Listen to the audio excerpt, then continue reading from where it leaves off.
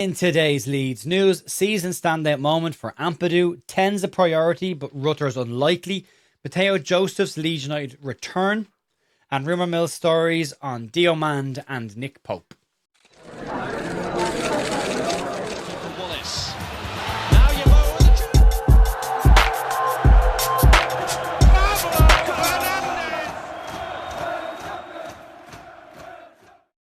Hey everyone, welcome to Leeds View for Monday the 8th of June with your Leeds United news. I hope you've all had a good weekend and refreshed and enjoyed the weather and are ready for another week of Leeds United nonsense. We've got a bit of stuff to get stuck into. The transfer window opens next Monday. I say nonsense because this is when it's going to pick up and all that stuff. We'll try and cut through as much of the noise as we possibly can. Yesterday we did the transfer talk video, which is just taking the previous 7 days worth of rumours, some that we've covered in the news and others that we didn't cover in the news, and trying to connect dots on them and see if there's any credibility to any of those stories. You can check that out if you want to. Also, we are closing the Player of the Year awards today at 3 p.m. If you haven't voted and you want to have your say, go to the post section on the YouTube channel. You'll see them all there and you can vote on that. This season's Player of the Year, Moment of the Year, Signing of the Summer and Goal of the Year will all be voted for and decided by you. So the channel's Player of the Year awards will be dictated by your votes, and they have been dictated by your nominations as well. None of them are our choices. We'll do them tonight on the podcast. If you want to check that out later on, you can. Bit of stuff to get stuck into today. We'll start off with a season standout moment for Ethan Ampadu. So we've asked you to vote on one of the two nominated standout moments of the season. But Leeds United's skipper Ethan Ampadu has also had his say on it, and it's not a surprise where he's managed to land. He was speaking with the Yorkshire Evening Post and he mentioned a couple of different areas. He also spoke about the side's targets for this season, as well as the emotion of achieving their goals and staying in the Premier League. But of all of the different moments this season that stood out to Ethan Ampadu, shouldn't be a massive shock. The win against Manchester United at Old Trafford did dominate his thoughts. And speaking to the YEP, he had the following to say. I think definitely the moment at the end of the season when we were all together watching the results that kept us in the Premier League. That was definitely a standout moment for all of us. Definitely the game against Manchester United, I think not just for the players playing and the staff involved, but as a club as a whole, to not have won there in the league for 40-something years, you could probably see how much it meant to people. And to hear that that was a standout moment for a lot of people around the city was amazing. As I say, you can vote on your moment of the season on the post section on the channel if you want to get involved in that. But it's not surprising to see that Ethan Ampadu has his finger on the pulse of what the fans are thinking. The more he talks, the more he gets it. Being a Leeds player, he's not necessarily a Leeds fan growing up, but he does seem to echo an awful lot of our feelings and sentiments as fans, which I love about him as well. But it was a massive moment of the season, that win and 2 in the Strengthford end. And it probably changed a lot what the expectations were for us in the run into the season and gave us that little buffer that we needed, especially after the West Ham game at the final day of the season. But that season was over at that stage. But anyway, interesting one. Again, get involved if you want it. Let's talk about the signings of a number 10. As reported last week in Baron Cross's piece in The Athletic, Leeds will prioritise a number 10 this summer. And as expected, tons of names are floating around that are connecting Leeds United with number 10. We're just waiting on Emi Buendia and Ryan Kent to start popping up again, which they're very much overdue at this moment in time. But one of the names that keeps popping up and a lot of people keep asking about is a potential return of Jorginho Rutter after reports of this popped up last week. So we've got a bit of detail to go through on this. As I say, since the end of the January transfer window, Emi Buendia, Harvey Elliott, Edward Spertian, we're likely to hear Gus Hamer, I'm sure, at some point as well, have all been linked with a move for Leeds. The fact that Leeds have now pretty much publicly put out they are looking at a 10, you're going to get more names linked with that position. So Rutter is an interesting one, and the origin of this link and this story came from ITK's on Wacko. If you don't know what ITK is, it's in the nose over on Wacko. It was then picked up by MOT Leeds News, which is a Leeds United aggregate site, and it was then also picked up by Leeds all over. Now at that stage, any direct link to the player and any majorly hard credibility on this story pretty much went away. And that's not to have any offense towards either of those two sites. They're aggregated sites, the same as what we are. So we're not exactly breaking news here. We are sharing what is out there and giving an opinion on it. So that didn't really add a huge amount of fuel to the fire on that one, but it hasn't really gone away. The big issue on this is no major outlet has picked this up or even dismissed it. We've seen Hidemasa Marita dismissed by The Athletic and by the Yorkshire Evening Post. We've seen Harry Wilson confirmed in the Athletic piece last week. There was no mention of Jorginho Rutter's name. And that doesn't necessarily mean Leeds wouldn't be interested in him, but it does mean that a lot of the major outlets aren't taking the story that seriously, at least at this moment in time. As for Rutter's situation at Brighton, this is where a lot of the fuel comes from. Hutzler, his manager, did say a while back that he knew that Rutter was unhappy with his game time at Brighton. They've gone and have an agreement in place for a new attacker, which means the door is wide open if he wants to go. But that's adding 2 and 2 together and coming up with 5, connecting him to Leeds. The issue here is the issue has been raised over the last couple of days, and Adam Pope on the BBC, when I spoke to him, clarified this and said the exact same issues. He has 3 years left on his existing contract with Brighton and Hove Albion. They paid Leeds £40 million for him, and they are said to want to recoup all of that money should they sell him. So if Leeds did want Jorginho Rutter, they would have to pay £40 million for him, which would make Jorginho Rutter Leeds United's record signing for a second time. So unlikely in that scenario. The bottom line on this is this has been a fan-led story since the start. If you remove the emotion from this, would you pay £40 million for a player with 20 Premier League games under his belt last season and who got 3 goals and 3 assists? Bearing in mind, there are several Leeds players who got more than that in equal amount of games or slightly more games and cost significantly less money than that. He's a fun player. I like Jorginho Rutter. It's not everyone's cup of tea. But if a loan option came up for Rutter, that is an area where I could see Leeds potentially making a move for him.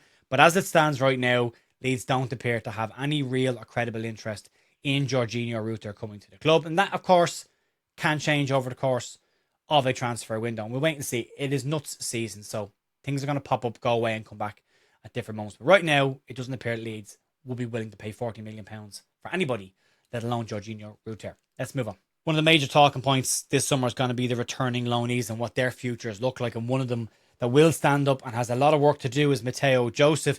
He will be back at Leeds United at least until Christmas this year. And we'll have some bridges to mend while he is back around the club. Joseph's loan at Real Mallorca has been described by some people as a failure, but I don't think you can describe it completely as a failure. The main reason he was sent to Real Mallorca was to get regular game time and minutes, and he did get that.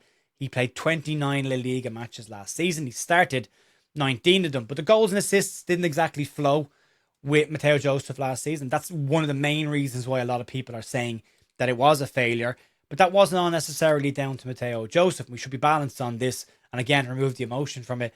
The first half of the season, Matteo Joseph was deployed as a wide right attacker, and that's not his natural position. And also add to that he was playing for a side that were struggling in La Liga, weren't creating a huge amount of opportunities, and ultimately got relegated from the league. He was finding some level of form towards the back end of the season when unfortunately he ruptured his ACL and will now be out of action for a significant amount of time. He's had surgery on the knee, but is likely to be out at least until the new year before he gets any kind of pitch time. So at the very minimum, any hope of a move for Matteo Joseph this summer will be off the table. Nobody is buying a player doing rehab on an ACL. So he's going to return to Leeds United, and there's a lot of talk about the relationships that he has with Leeds. Joseph didn't exactly endear himself to Leeds United coaching staff last summer when he refused to go on the summer camp to Germany. He said at that time that he wasn't emotionally ready to go on that, and it then came out later that he was interested in a move to Spain. Real Betis and Real Mallorca were both interested in him at that point. At that stage, Daniel Farke, his comments on the player were pretty direct, and publicly he said the following: "We really value and rate him, otherwise we wouldn't have played him, especially at the beginning of the last campaign, ahead of Golden Boot winner Joel Pirou." Leeds chairman Parag Morate has also said to rate Matteo Joseph quite highly and sees a future for him at the club.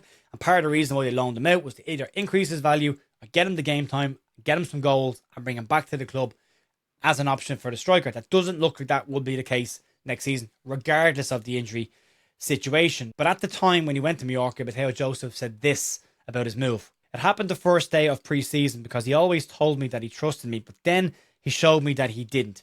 This season, he told me that he wasn't counting on me. And there's different situations because of the 71 games that I played for Leeds." The 71 games, he's pointing out that the goal return versus the amount of games shouldn't exactly be looked at in black and white terms, because that doesn't say how many minutes he actually played in those games. But his goodbye message was interesting as well, because he did hint that he would like to tell his wider story on this situation when the right time came. And at that time, it was all coming from a player who didn't look like he planned on returning to Leeds United anytime soon. And unfortunately for him, that's a reality right now, and he will have to come back to the club and will likely see how that lands over the next couple of weeks. But former Leeds United striker Jermaine Beckford does see a way back for Matteo Joseph, believes that he has to have hard work, he has to have graft, and needs to block out a lot of the external noise. And he's used Brendan Aronson as an example for what Matteo Joseph could do this summer. However, Joseph's situation feels far more like Jack Harrison's situation, given the comments that he made upon leaving the club. But speaking to the Yorkshire Post, Jermaine Beckford said the following: I think when you look at Brendan Aronson, when he went out on loan to Germany, lots of people were saying, well, he can't come back now. There's no way back for him. And look what he's been able to do. He's been able to turn it around through sheer hard work, hard graft, working his socks off. There's no yapping. There's no back chat. He just knuckled down and said, I've got a point to prove in the Premier League. What can I do to make sure that I stay? And that's graft. That's work hard. That's stay late at trainings. That's get to training early. And you know Matteo has got talent. There's technical ability. He's got good pace about him as well. And we've seen when he's been with the under-21s that he's good at finishing. He just needs to knuckle down, get rid of the external noise and focus on working his socks off. And I think he could. Do I think Daniel Farke and the hierarchy want to keep him, knowing that he could possibly upset the apple cart? I'm not entirely sure. But it's for Matteo to come back and show that he's the new and improved version. The big talking point that usually goes around young players is attitude over ability. Coaches can train ability. They can improve you over time. They can elevate you to different levels of ability. But the number one thing that they can't coach, and they can't teach, and they can't influence is attitude. That's you, that you bring that to the table yourself. And that's 100% on the player. And that is the question mark around Matteo Joseph. I don't know who advises Matteo Joseph. I don't always think some of the decisions he's made publicly have been smart. I think sometimes it's better off to say nothing and get your head down and just work. And he'll need to do that when he comes back to Leeds. Whether he's got a future at Leeds remains to be seen. He's got a contract at the club. He's going to be here for at least the first half of the season. And we'll see what happens then when he is back fit and healthy. But a long road back for Matteo Joseph from a personal perspective and from an injury perspective. Anyway, let's get into the rumour mill territory and box off too. As always, the usual caveat, take it with a pinch of salt. And these ones are easy to take with a pinch of salt. The first one is Ousmane Diomande. And this comes from 225 Foot in Africa, who insist that Leeds United have gotten involved in a bidding war for Sporting defender Diomande. However, the valuation of this player, the credibility of the outlet, should all put this transfer rumour very much in the speculative column of links this summer. Sporting are said to want £43 million for a defender who started 17 games in the Portuguese league last season. Now, he did have a couple of injuries last year, which is why he missed some time, but there is other issues to this. He's a right-footed centre back. He can play left-hand side, but he has played predominantly this season as a right-sided defender, and Leeds aren't looking for a right-sided defender. Leeds have got plenty of them. Leeds are looking for, and has been called out, a left-footed centre-half and possibly a left-footed left full as well. Square pegs back in square holes. So a right-sided one doesn't seem to be a priority. Are Leeds going to pay £43 million for a right-sided centre-back when they've got Joe Rodon, they've got Sebastian Bornau, Yacobiel can play there, and James Justin can all play there? Incredibly unlikely. Leeds do want a defender. He fits some of the bill, his age and his height. Tick a lot of boxes. But yeah, incredibly unlikely this one.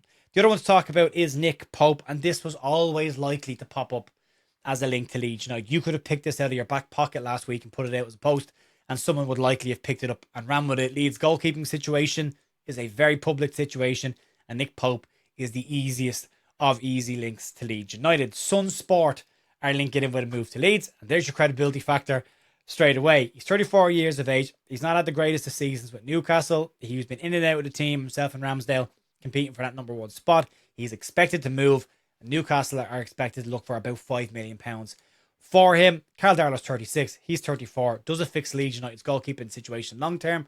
Probably not. An easy link for me. I wouldn't expect that to be anything unless it's a backup option. He's already a backup option, or at least a competing option at Newcastle right now. Unlikely for me. So both of these ones, I would say, very little in either of them. But you can make up your own mind on that. I'm just giving you my opinion. You can decide whether you believe them or not. Folks, that'll be it for me this morning. Back tonight with the podcast to give out your Player of the Year awards for the 25-26 season. To box all that off, then we will have a loan, keep, sell stream next week, or Wednesday this week, to have a look at the squad and to kind of box off this season and then start moving forward and looking at the 26-27 season. Enjoy the rest of your day. I'll talk to you soon. See you later. Bye.